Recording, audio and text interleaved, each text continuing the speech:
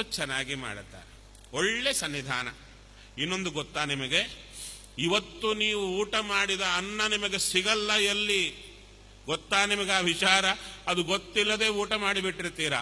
ನಾಳೆ ಇವರು ಇರೋದಿದ್ರೆ ನಾಳೆ ತಿಳ್ಕೊಂಡು ಚೆನ್ನಾಗಿ ಊಟ ಮಾಡಿ. ಹೇಗೆ ಊಟ ಮಾಡಬೇಕು ಚೌಕಿಯಲ್ಲಿ ಅಂದ್ರೆ ಎಲೆ ಬಳದು ಊಟ ಮಾಡಬೇಕಂತೆ. ನಾನೆಲ್ಲ ಹೇಳಿದ್ದು, ವಿಜಯದಾಸರು ಹೇಳುತ್ತಾರೆ, ಇಲ್ಲಿ ಸಿಗುವ ಅನ್ನ ಎಲ್ಲೂ ಸಿಗಲ್ಲ.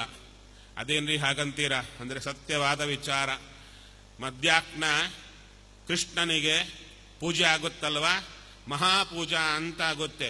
ಮಿಕ್ಕ ಪೂಜೆಗಳಲ್ಲಿ ನಿಮ್ಮ ಎದುರಿಗೇನೆ ಅನ್ನದ ಪಾತ್ರೆಗಳೆಲ್ಲ ತಗೊಂಡು ಹೋಗ್ತಾ ಇರ್ತಾರೆ, ಸ್ವಾಮಿಗಳು ನೈವೇದ್ಯ ಮಾಡುತ್ತಾರೆ, ಹೊರಗೆ ಬರ್ತಾ ಇರುತ್ತೆ.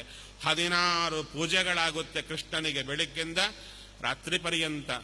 ಅದರಲ್ಲಿ ವಿಶೇಷವಾಗಿ ಮಧ್ಯಾಹ್ನ ಮಹಾಪೂಜಾ ಕಾಲದಲ್ಲಿ ಏನು ಒಳಗೆ ಪದಾರ್ಥ ದೊಡ್ಡ 16 ಸೇರಿನ ಅನ್ನದ ಕಟಾರ ಸಹಿತ ಎಲ್ಲ ಒಳಗೆ ತಗೊಂಡು ಹೋಗ್ತಾರೆ, ಎಲ್ಲ ನೈವೇದ್ಯಕ್ಕಿಡ್ತಾರೆ. ಅಲ್ಲಿ ನೈವೇದ್ಯಕ್ಕಿಟ್ಟ ಮೇಲೆ ಸ್ವಾಮಿಗಳು ನೈವೇದ್ಯ ಮಾಡಲ್ಲ. ದೇವರ ಮುಂದೆ ಇಟ್ಟು ತುಳಸಿ ಹಾಕಿ ಹೊರಗೆ ಬಂದು ಕೂಡುತ್ತಾರೆ. ಅಲ್ಲೇ ಒಳಗೆ ಕಿಂಡಿ ಇದೆ, ಅಲ್ಲಿ ಕೂಡುತ್ತಾರೆ. ಕೂತು ಜಪ ಮಾಡುತ್ತಾ ಇರ್ತಾರೆ. ಸುತ್ತು ಕಟ್ಟಿ ಕೃಷ್ಣಾರ್ಪಣ ಏನೂ ಇಲ್ಲ. ಮತ್ತೆ ಹೇಗೆ ನೈವೇದ್ಯ ದೇವರಿಗೆ? ಮಧ್ವಾಚಾರ್ಯರೇ ಸಾಕ್ಷಾತ್ತಾಗಿ, ಸುಳ್ಳಲ್ಲ, ಉತ್ಪ್ರೇಕ್ಷೆ ಅಲ್ಲ, ಸತ್ಯವಾದ ವಿಚಾರ. ಈಗಲೂ ಮಧ್ವಾಚಾರ್ಯರೇ ಸಾಕ್ಷಾತ್ತಾಗಿ ತಮ್ಮ ಕೈಯಿಂದ ನೈವೇದ್ಯ ಮಾಡಿದ ಅನ್ನ ಅದು. ಆ ಸೀಮಿತ ಸಮಯ ಹೊರಗೆ ಜಪ ಮಾಡುತ್ತಾ ಇದ್ದು ಆ ಸಮಯ ಮುಗಿದ ಕೂಡಲೇ ಒಳಗೆ ಬರ್ತಾರೆ.